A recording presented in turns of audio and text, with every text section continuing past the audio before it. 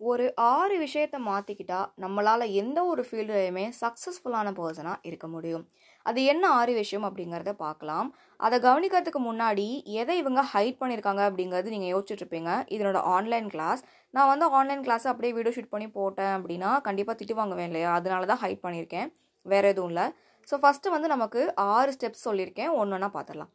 First என்னன்னு பார்த்தீங்கன்னா, self confidence. நம்ம எடுக்கிற முயற்சியில் நம்மளால் வெற்றி அடைய முடியும் அப்படிங்கிற செல்ஃப் கான்ஃபிடன்ஸ் நம்மக்கிட்ட 100% இருக்கணும். வெற்றி தோல்வியை பற்றி நம்ம எதுவுமே யோசிக்கக்கூடாது. ஃப்யூச்சர் என்ன ஆகும், ப்ரெசென்ட்டில் என்ன பண்ணுறோம், அந்த மாதிரி எதுவுமே இருக்கக்கூடாது. நம்ம செயலை நம்ம முழு மனசோட தைரியமாக பண்ணினாலே அது நமக்கு வெற்றியை தேடி கொடுக்கும். ரெண்டாவது, ஜெலஸ் இல்லாட்டி ட்ரஸ்ட் அதர் பிளாங்க். நம்ம வந்து என்ன பண்ணுறோம், மற்றவங்க என்ன பண்ணுறாங்க அப்படிங்கிறதுல அதிகமான ஆர்வம் வந்து செலுத்துகிறவங்களா இருந்தோம் அப்படின்னா அது நமக்கு தீங்கு விளைவிக்கும். எஸ், ஃபஸ்ட்டு வந்து நம்மளை நம்பணும். அடுத்தவங்கள வந்து முழுசாக இப்போ வந்து ஒருத்தவங்க வந்து சொல்கிறாங்க, இந்த ஒரு கடையில் வைக்கிற புக்கை வாங்கி படிங்க, உங்களால் வந்து ஃபுல் மார்க் வாங்க முடியும் அப்படின்னு சொல்கிறாங்கன்னா, அது வந்து சொல்கிறாங்களே அப்படிங்கிறத நம்ம கன்சிடர் பண்ணிக்கலாம். ஆனால் அதவே அப்படியே முழுசாக அவங்க சொன்னால் சரியாக தான் இருக்கும்னு சொல்லிட்டு நம்பக்கூடாது.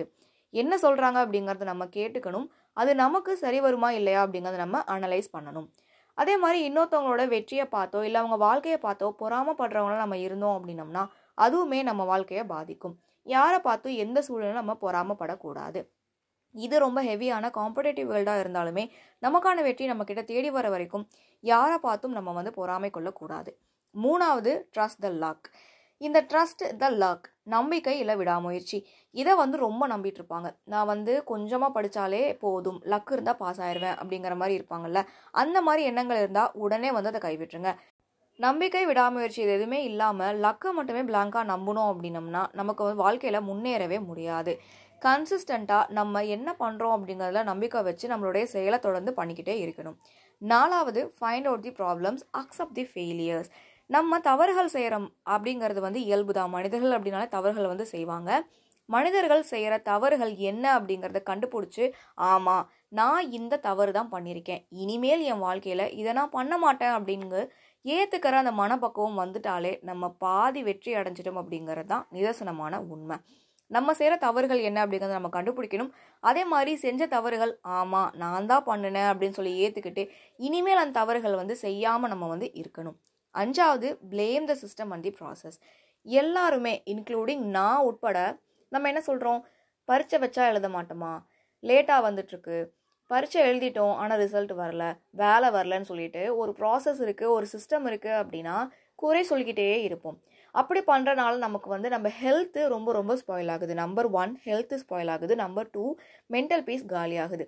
இந்த மாதிரி நம்ம எதையுமே ப்ளேம் பண்ணாமல், ஓகே நமக்கு என்னவோ அதுதான் எல்லாருக்குமே அப்படிங்கிற யதார்த்தத்தை புரிஞ்சுக்கிட்டு நம்மளுடைய அந்த செயலை நம்ம கைவிடாமல் தொடர்ந்து பண்ணிகிட்டே இருக்கணும். ஒரு பரீட்சை முடிஞ்சிச்சு, ஓகே அது ரிசல்ட் பொறுமையாக வரட்டுமே, அடுத்ததுக்கு நம்ம தயாராகணும். அதுதான் வந்து சொல்ல வருது. லாஸ்ட்டாக ஆறாவது பார்த்தீங்கன்னா, வில் டூ டுமாரோ, நாளைக்கு இல்லை அப்புறம் பண்ணுறேன், இந்த மாதிரி எண்ணங்கள் இருந்தால் இப்போவே வந்து நம்ம மறந்துடணும். எதுனா இருந்தாலுமே இப்போவே வந்து படிக்க ஆரம்பிச்சிடணும். உங்களுக்கு இந்த வீடியோ பிடிச்சிருந்தா லைக் ஒன்று போட்டுக்கோங்க. உங்கள் லைக் தான் என்னோட மோட்டிவேஷன். உங்களுக்கு நிறையா வீடியோஸ் கொடுக்கறதுக்கு உங்கள் லைக் தான் எனக்கு வந்து ஹெல்ப் பண்ண போகுது. வீடியோ பிடிச்சிருந்தா யூஸ்ஃபுல்லாக இருக்குன்னு ஃபீல் பண்ணால் ஃப்ரெண்ட்ஸுக்கும் ரெஃபர் பண்ணுங்கள். பிளேலிஸ்ட்டில் எல்லா சப்ஜெக்ட் வீடியோவுமே தனித்தனியாக கொடுத்துருக்கோம். ஸ்டடீஸ் ஓரியன்டாக டிப்ஸ் வேணும், மோட்டிவேஷ்னல் வீடியோஸ் வேணும் அப்படின்னா அதுக்கும் பிளேலிஸ்ட்டில் தனியாக வந்து கொடுத்துருக்கோம். பிளேலிஸ்ட்டை விசிட் பண்ணி பாருங்கள். டெலகிராம் சேனலில் ஜாயின் பண்ணாமல் இருந்தால் ஜாயின் பண்ணிக்கோங்க. டெய்லி இம்பார்ட்டன்ட் அப்டேட்ஸ், அதே மாதிரி இம்பார்ட்டண்ட்டான பிடிஎஃப் எல்லாமே வந்து டெலகிராமில் தான் ப்ரொவைட் பண்ணிகிட்ருக்கோம். இப்போ ஒரு ஃப்ரீ டெஸ்ட் ஒன்று அனௌன்ஸ் பண்ணியிருக்கோம்.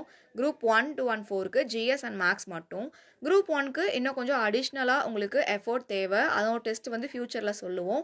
இப்போதைக்கு டெஸ்ட் எழுதுனா நல்லாயிருக்கும் அப்படின்னு ஃபீல் பண்ணுறவங்க குரூப் 2 அண்ட் குரூப் 4க்கு ஃப்ரீ டெஸ்ட் தான். ஆல்ரெடி டெஸ்ட் 1 வந்து கம்ப்ளீட் ஆயிருக்கு. டெஸ்ட் எப்படி அப்படிங்கிறது ஷெடியூல் வீடியோ யூடியூப்பில் இருக்குது, அதை விசிட் பண்ணி பாருங்கள். அதே மாதிரி டெலகிராம்லேயும் டெஸ்ட் கொஷின் பேப்பர் இருக்குது. டெஸ்ட் 1 வந்து கம்ப்ளீட் ஆயிருக்கு, அதோட ஆன்சர் வந்து இருக்குது. ரெண்டுமே எடுத்து பாருங்கள். குவாலிட்டி ஆஃப் தி கொஷின்ஸ் எப்படி இருக்குது அப்படிங்கிறது பாருங்கள். எப்போவுமே நம்ம படிக்கிற ப்ராசஸில் டெஸ்ட் அப்படிங்கிறது ரொம்ப இம்பார்ட்டண்ட்டான ஒரு பார்ட். அது என்னங்கிறத விசிட் பண்ணி பாருங்கள். உங்களுக்கு என்ன டவுட் இருந்தாலுமே நீங்கள் யூடியூபோட கமெண்ட்டில் கேட்கலாம். அதே மாதிரி டெலகிராமோட கமெண்ட் எனேபிளாக தான் இருக்குது, அங்கேயும் நீங்கள் வந்து கமெண்ட் பண்ணலாம். இந்த வீடியோ ஃபுல்லாக பார்த்ததுக்கு தேங்க்யூ. Keep supporting us. கண்டிப்பாக லைக் பண்ணிக்கோங்க. தேங்க்யூ.